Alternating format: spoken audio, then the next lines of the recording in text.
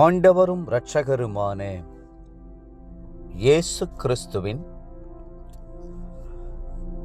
ஈடு இணையற்ற நாமத்தில் அன்றன்றுள்ளப்பம் வாசகர்களுக்கு எங்கள் அன்பின் வாழ்த்துக்கள்.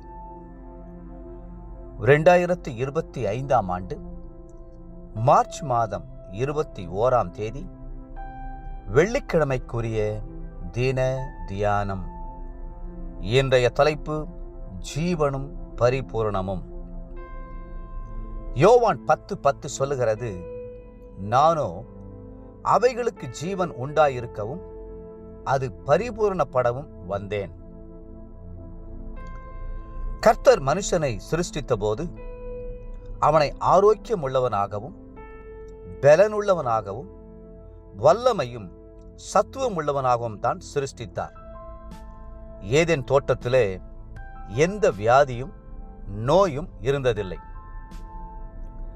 அன்புள்ள சிருஷ்டி கர்த்தர் ஒவ்வொரு நாளும் பகலின் குளிர்ச்சியான வேளையிலே ஏதேன் தோட்டத்திலே இறங்கி உலாவினார். அந்த தோட்டமெல்லாம் தெய்வீக ஆரோக்கியத்தினால் நிரப்பப்பட்டிருந்தது. மனுஷனுக்கு தெய்வீக ஆரோக்கியத்தை கொடுக்கும்படியாக ஏதேன் தோட்டத்திலே ஜீவ விருட்சத்தை கர்த்தர் முளைக்க பண்ணினார். அவன் ஜீவ விருட்சத்தின் கனியை சாப்பிட்டு ஜீவனிலே வளர்ந்து ஜீவனை ஆளுகை செய்ய வேண்டும் என்பதே கர்த்தருடைய விருப்பமாயிருந்தது. மனிதன் நோய்வாய்ப்பட வேண்டும் என்பதோ பலவீனம் அடைய வேண்டும் என்பதோ அன்புள்ள பிதாவின் சித்தமாய் இருந்ததில்லை. பிதாவாகிய தேவன் வியாதிப்பட்டார் என்று வேதத்தில் எங்கும் நீங்கள் பார்க்க முடியாது. குமாரனாகிய தேவன் பலவீனம் அடைந்து ஊழியத்திற்கு செல்லாமல் கஷ்டப்பட்டார் என்றும் எங்கும் காண முடியாது. அதுபோலவே பரிசுத்த ஆவியானவரும் வியாதிப்பட்டவர் அல்ல. கேருபீன்களும் சேராபீன்களும் வியாதிப்படவில்லை.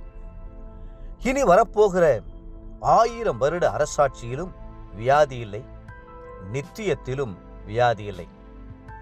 ஆனால் எப்பொழுது மனிதன் கர்த்தருடைய வார்த்தைக்கு கீழ்ப்படியாமல் போனானோ, விலக்கப்பட்ட நன்மை தீமை அறியும் கனியை புசித்தானோ, அப்பொழுதுதான் முதன்முறையாக வியாதியும் மரணமும் மனிதனை ஆட்கொண்டன.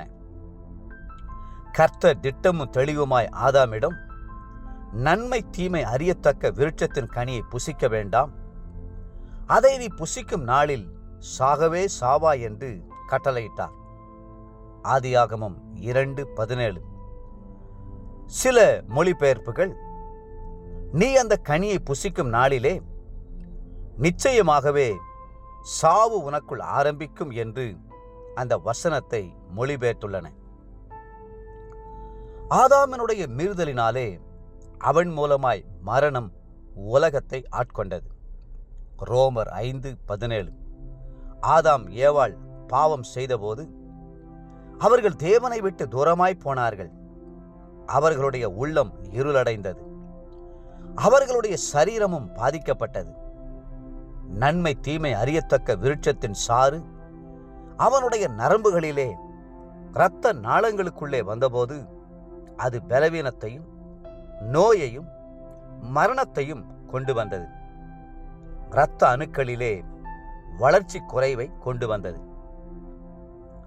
அதன் விளைவாக மூப்பும் வயோதிபமும் மரணமும் தவிர்க்க முடியாதவையாகிவிட்டன. நாம் புதிய ஏற்பாட்டுக்கு வரும்போது இயேசு கிறிஸ்துவை குறித்து அவர் நமக்கு ஜீவன் உண்டாகவும் அந்த ஜீவன் பரிபூரணப்படவும் வந்தார் என்று யோவான் 10:10 வேதம் சொல்லுகிறது. தேவப்பிள்ளைகளே, பாவங்களை உங்களை விட்டு அகற்றி பரிசுத்தமாய் வாழ ஒப்புக்கொடுக்கும் போது கர்த்தர் உங்களுக்கு தெய்வீக சுகத்தையும் ஆரோக்கியத்தையும் கட்டளையிடுவார். இன்றைய நினைவிற்கு 1 தெசலோனிக்கேயர் 5:23. சமாதானத்தின் தேவன் தாமே உங்களை முற்றிலும் பரிசுத்தமாக்குவாராக.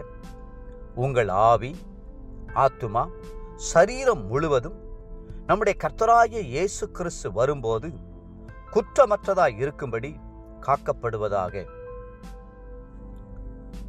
இன்றைய வேத வாசிப்பு காலை யோசுவா 7, 8 மற்றும் 9 அதிகாரங்கள். மாலை லூக்கா 1 அதிகாரம் 21 38 முடிய. அன்புக்குரிய அன்றென்றுள்ளப்பம் வாசகர்களே, மீண்டும் உங்களை வாழ்த்துகிறோம். உங்கள் சரீரங்களை பரிசுத்தமாய் பாதுகாத்துக் கொள்ளுங்கள். ஆரோக்கியமாய் வாழுங்கள். கர்த்தர் தாமே உங்களை ஆசீர்வதித்து மென்மேலும் உயர்த்துவாராக. ஆமென்.